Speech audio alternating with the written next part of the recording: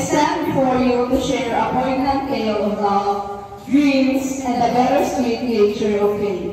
It is a story that resonates with many of us, a narrative woven with the threads of hope and heartache. Sa mundong puno ng kasinungalingan, isang pag-ibig ang mawawasak ng dahil sa maling akala. The lovers are spending time together as this day is the third anniversary of love, full of hopes as they don't know what tragedy comes into their way that breaks their hearts into pieces.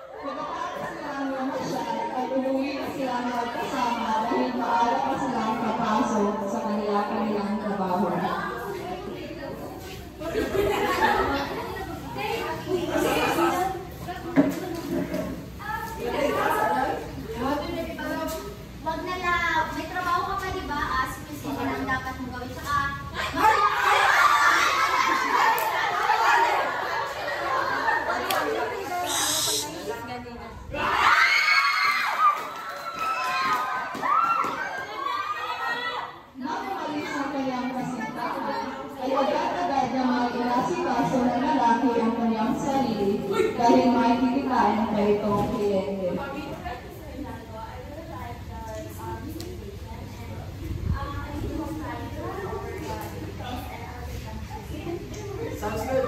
I'm confident this will help take your business to the next level. Here's my calling card on. Take the reach out if you have anything. Just 11 times. You're welcome, Mom. I'm looking forward to working together.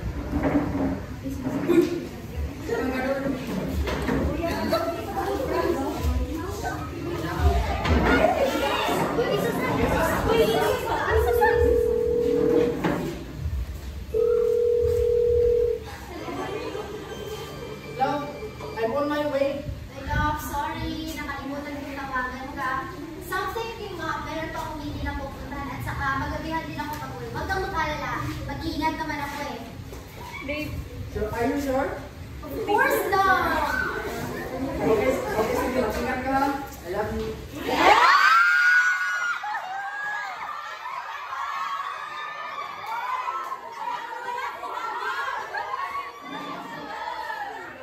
Akala ni Jessa na ang kanyang kikitain ay isang mahalagang tao para sa kanilang kumpanya.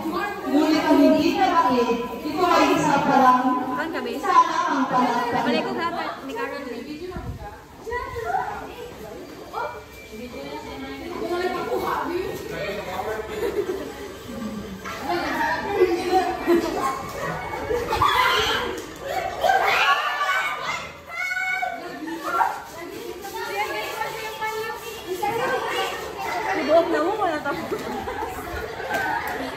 At ilang oras ang nakalipas, hindi pa rin nakauwi ang kanyang kasintahan, kaya nagtataka siya at nag-alala kung ano ang nangyari nito.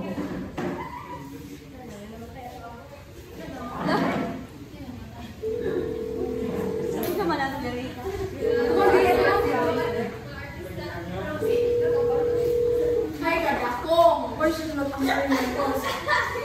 So, it's already at night.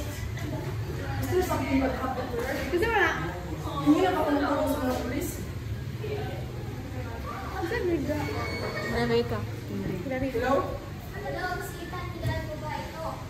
Opo. Iuta ko sa inyo mga Killer. We found out a car accident and Police na. there was a wet Nansanag na ang police. and her name Eh, police na po na siya.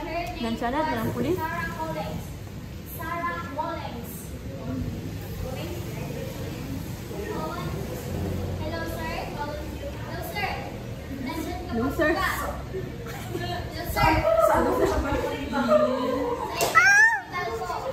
Ibig sabihin na. At agad namang pinuntahan ang lalaki ang nasabing hospital. Hello, pwede dito, sir.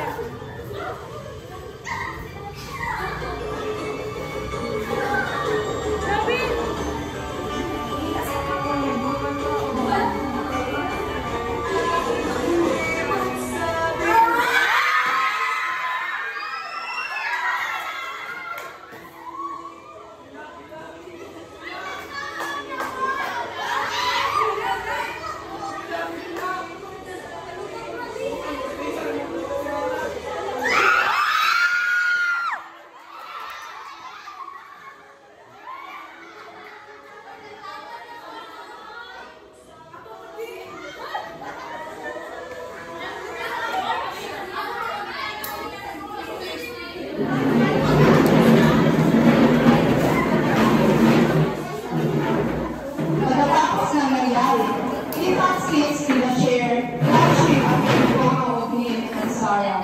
Tears stream down his face as he speaks to the photo.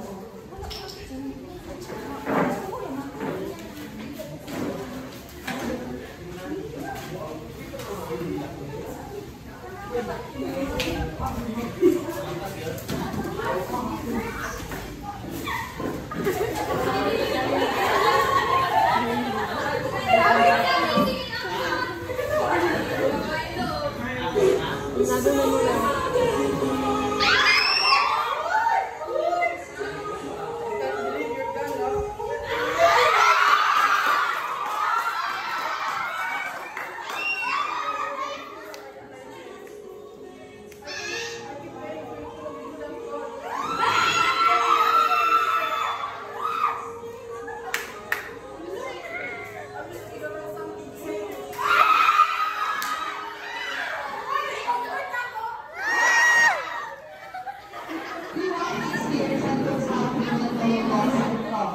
Lumipas ang isang taon, nakapag-desisyon si Ethan na umalis at iwan ang lugar na ito upang makalimot sa kalit ng kanyang nakaraan. Nananatili bang masaya siya sa kanyang napiling landas? Paano naman kaya ang babae na iwan na kaya ng matagal ng lumisan? Habang may bumalik, sila meron naman aalis. Meanwhile, Sarah is in a deeply little, down but determined. She manages to free herself and escape her captors. We need to find Ethan.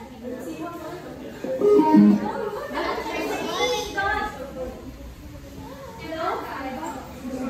Hello? Hindi ko ka ba? I miss you so much. I want you to know that I really miss you so much. Saan ko kayo siya mahahanap?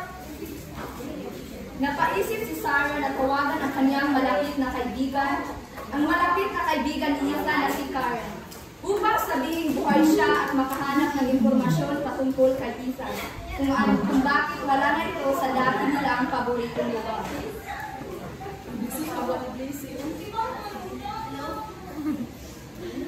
Hello, sino to? It's me, Sarah. Ano? Sarah's already dead. Hindi ka naman sa akin, no? Please, Karen! Ano ba yung sasabi mo? Nakita ko, ni Ethan, kaming lahat, at nakita namin ang nilibing ka. Saksi kami nung paano bumuhod si Ethan nung nawala ka. At kaya pwede ba? Tumahimik ka na. Masaya na si Ethan ngayon. Please! Karen!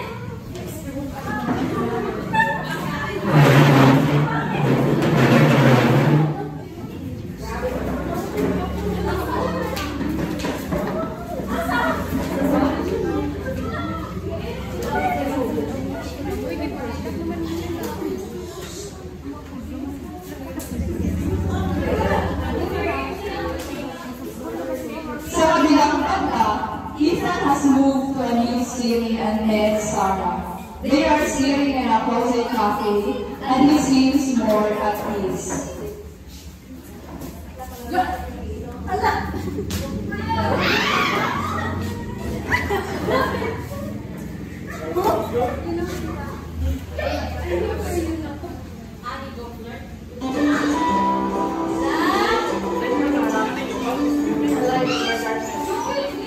I never felt anything this way yet.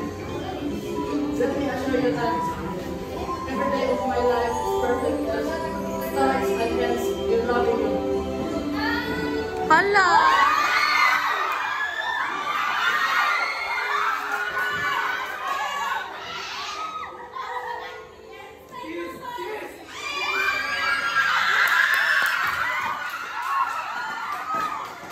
Patay si Joshua!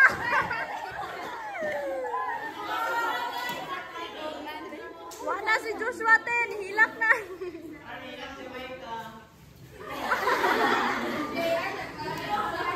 Ten, si Joshua ni hilak.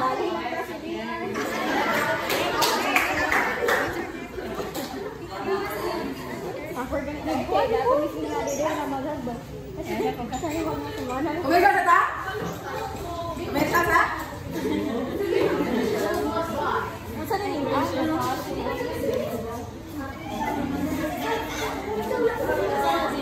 Months later, Ethan and Clara are at their wedding ceremony, surrounded by friends and family. Ethan looks very happy.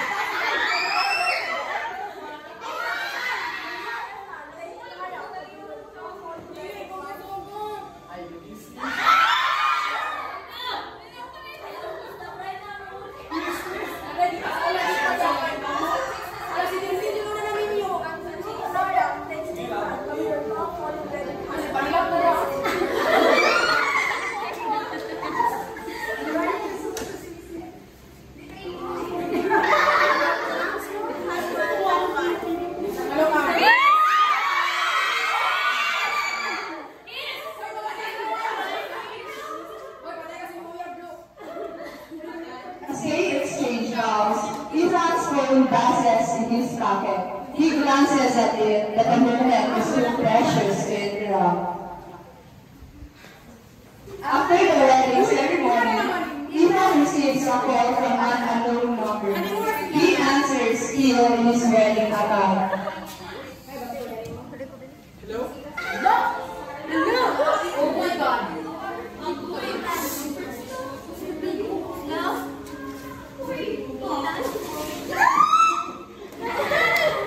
This is so much! Saan na noon?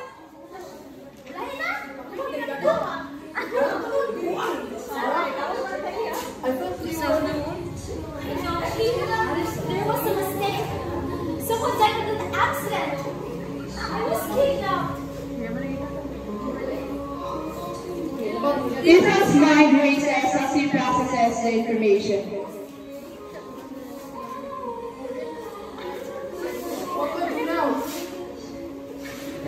He glances at Clara, who approaches him with a smile. Who's that? It was some words from my past. She's alive, Clara. What? So the person you talked to all along was another girl? Yeah. I'm a bit confused also, but I want to talk to her in person.